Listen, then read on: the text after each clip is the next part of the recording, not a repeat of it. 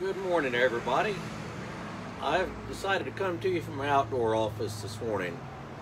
It's just a beautiful day, about as pretty a day as God could make, I imagine.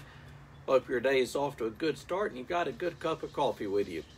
I'm going to be continuing along with just some of the different Bible translations, opening the hood on them, as they might say. Just a couple of things that I'll mention. Like I mentioned last week, I'm not going to give you a best Bible translation. There is not one that is best. I think I can give you ways of looking at them and which one might be most useful for you, but there's not one that is best, and I'm certainly not going to say that you should definitely use one as opposed to another one. Doesn't matter which one you use as long as you use one. Well, with one exception, don't use the New World Translation. I'll get that next week or week after, something like that. So for today, I'm going to open the hood on the NIV, which is dependent upon what measurement you use, the most popular translation out there. It depends on like who's doing the measuring, what what yardstick you're using. It is the most popular translation out there and has been for a number of years, and I think the King James is still a close second. But the King James that I did last week and the NIV that I'll look at today are the two most popular translations. If you go to your Christian bookstore, you will see that just lots and lots and lots of NIVs out there on the shelves in different shapes and sizes and bindings and different flavors. So the NIV and the King James Bible are the two most popular, and they are very, very different Bibles. They're really different. For me, I don't use the NIV that often personally. I've got one here that this is an archaeological study Bible that I got a couple of years ago, and it's in the NIV translation, and I use that more simply for the notes than I do for reading it. So the NIV, the origins of it are, to me, pretty interesting. It goes back to, say, in the mid-50s, I think it was 1955. There's an engineer working for GE that traveled a lot on business. He took the Great Commission real seriously. I think the name was Howard Long.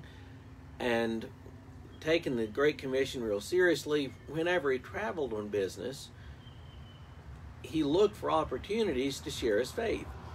And on this one occasion, he's talking with a young guy about the faith, and he's using his King James Bible, and the guy at one point just laughed at him because it was so hard to understand. And so Long gets back home, meets with his pastor, and just starts to rant. Like, we can translate the Bible into thousands of languages. Why can't we translate it into understandable English? And so the two of them, and they started talking up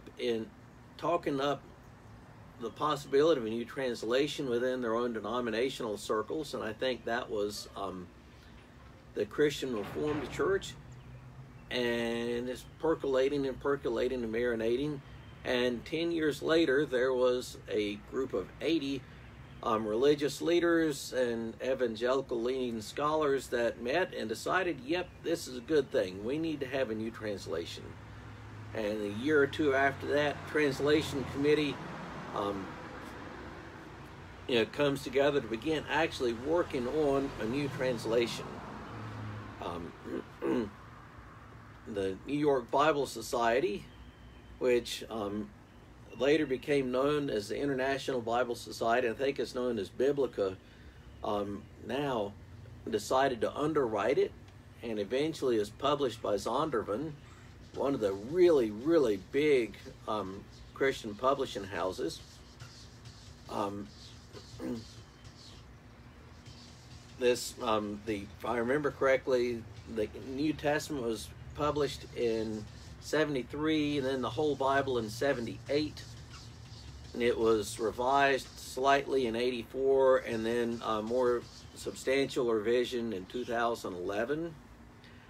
One of the curious things, really neat things about the NIV, is that this Bible is sort of continually being reviewed. There's a committee, the Committee of Bible Translations, that meets every year to review the text of the NIV and to see whether it is up to date, if there's any ways that it can be tweaked to be made better. So like I said, it is one of the two most popular translations out there. With the NIV, it came along as a sort of a corrective to the King James, as a replacement even, because the King James by the mid-20th century was simply hard to understand.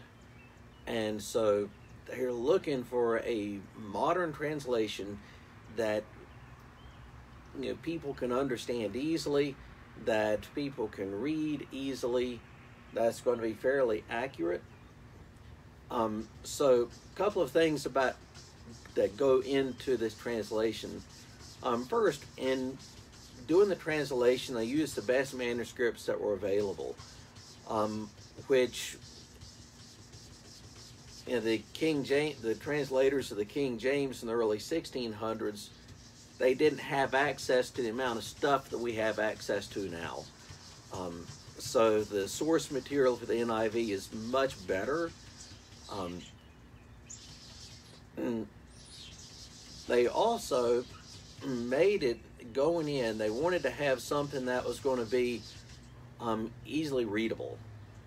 Really, there were two things that were sort of non-negotiables in making this translation. The first one is it's got to be really readable. I think they were aiming for a 7th grade reading level. They wanted something to be very readable for the average person. And the other thing is that the translators all agreed to a very high view of biblical inerrancy, and that the Bible, at least in the original manuscripts, are inerrant. So they all agree on those two things, that they want something that's going to be very easily readable, and they all agree that the Bible is inerrant. And so they set to work, and in translating this, they started from scratch. They started a blank piece of paper. Most translations all begin as sort of with another translation as a starting point. Even if you're going back to the original sources, you have, okay, we're going to start with here and look at the original sources and then edit and revise and create something.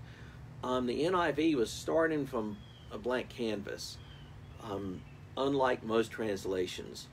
And so what they came up with is very, very different from the King James. So I'm going to give you some examples of how this played out, of how these two things play out. The necessity for something being readable, and also the commitment to inerrancy. And I'm going to point out things that I think are weaknesses of the NIV, as well as things that are strengths of it. So how this all plays out. If you look in Romans chapter 3, Paul has this really deep and dense section there about about faith and righteousness, and it's notoriously difficult to interpret. The translators of the NIV, they flatten it out. They flatten it out, and in flattening it out, they make it a lot easier to interpret, but in flattening it out, you lose a lot. So that in their handling of this section of Romans 3, their handling of it becomes an interpretation just as much as it is a translation. So in that, you lose something. Another really good example of this, if you look back in the Kings of the Old Testament, you have this guy who is recorded by two different names. In 1 Kings 15, he is known as Abijam. In 2 Chronicles 13, he's Abijah. He is clearly the same guy. Mother is the same, sons are the same. He is clearly the same guy, but he's known by Abijam in one place, Abijah in the other. The NIV, they solve that for us. They just call him Abijah in both places, and that is because they want to eliminate that difficulty. That is a potential. I guess you could look at that as a potential contradiction, and being committed to inerrancy, they sort of solve that, and it really is sort of a big deal if you want to get into the weeds of Kings versus Chronicles, but they solve that. They just call the guy by the same name, and in doing that, they're changing things. I'll also mention Jeremiah 29:11, which is so many people's favorite verse, which has become, it goes on to wall hangings and pillows and seat cushions and everything else.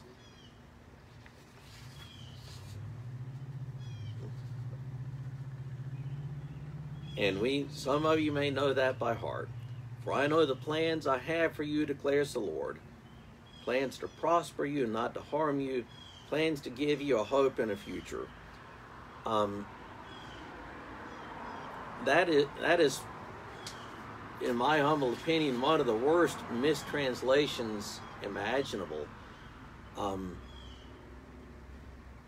know the plans I have for you, declares the Lord, plans to prosper you.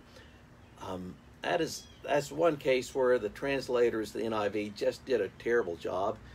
That word that is translated as prosper there is shalom, which really means peace. The sort of stock definition is peace, and also implies wholeness and completeness. We, modern English, we read plans to prosper you and we think wealth and prosperity and health, and that's not at all what is implied by shalom. The Old King James uses peace. A lot of other English translations use welfare, which is close, but to prosper you just doesn't work. So those are weaknesses. But on the other hand, I'm going to give you some examples where this is so much easier to read without losing anything. So I'm going to read something from King James and then read the same thing from the NIV. This is, what I'm reading now is from Matthew 26. It's part of just the Matthew's description of the trial of Jesus. It's 63 and 64. This is the King James. But Jesus held his peace. And the high priest answered him and said unto him, I adjure thee by the living God, that thou tell us whether thou be the Christ, the Son of God. Jesus saith unto him, Thou hast said. Nevertheless, I say unto you, Hereafter shall ye see the Son of Man sitting on the right hand of power and coming in the clouds of heaven. That's how the King James rendered that. Here's the NIV. It's the same two verses. But Jesus remained silent. The high priest said to him, I charge you under oath by the living God, tell us if you are the Messiah, the Son of God.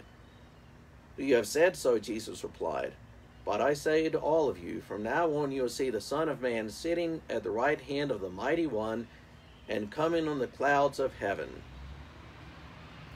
Obviously, the NIV is much simpler to read right there. Give you just a little bit from Luke's birth narrative. Now, Luke 2, verse 6. And so it was that while they were there, the days were accomplished that she should be delivered. The NIV is much simpler. While they were there, the time came for the baby to be born. That is much closer to the way we would normally speak in conversational English now. You think about 1 Corinthians 13.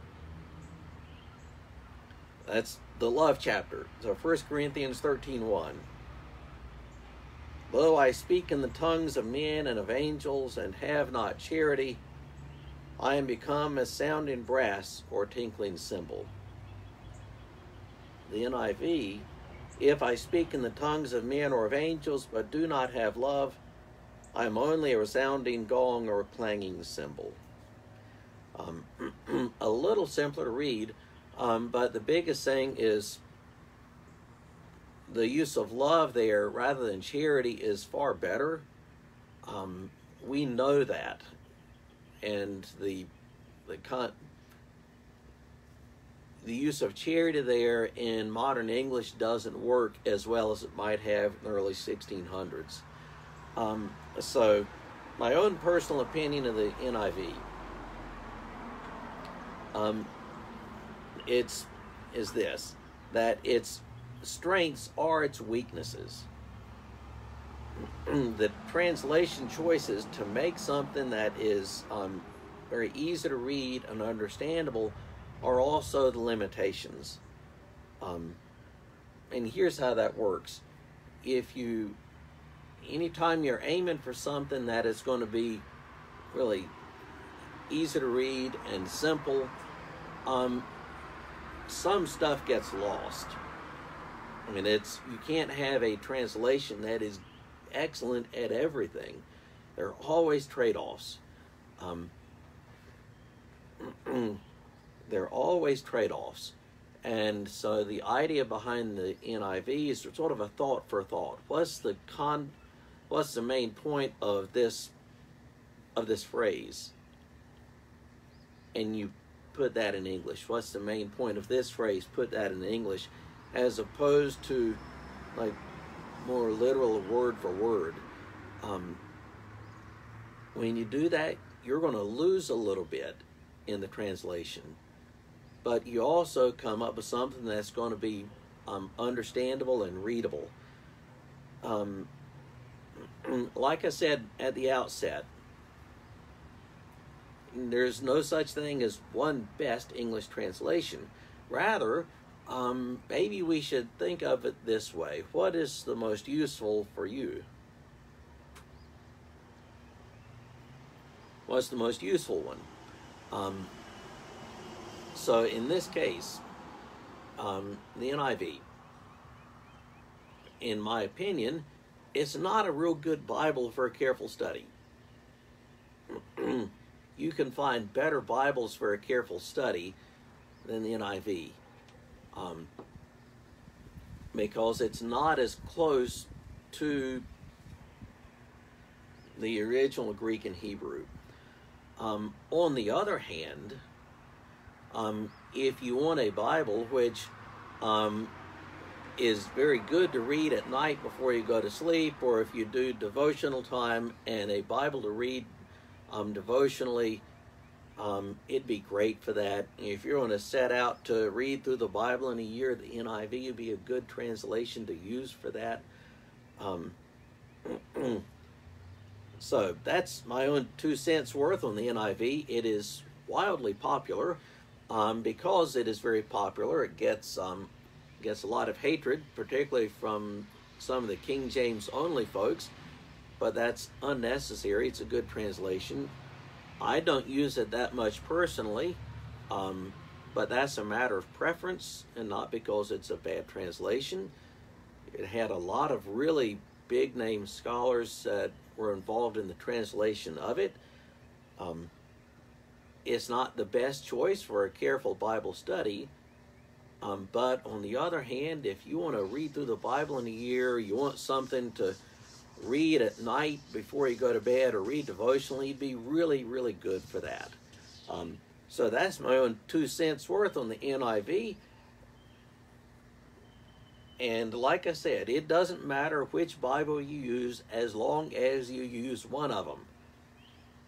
Have a great Wednesday.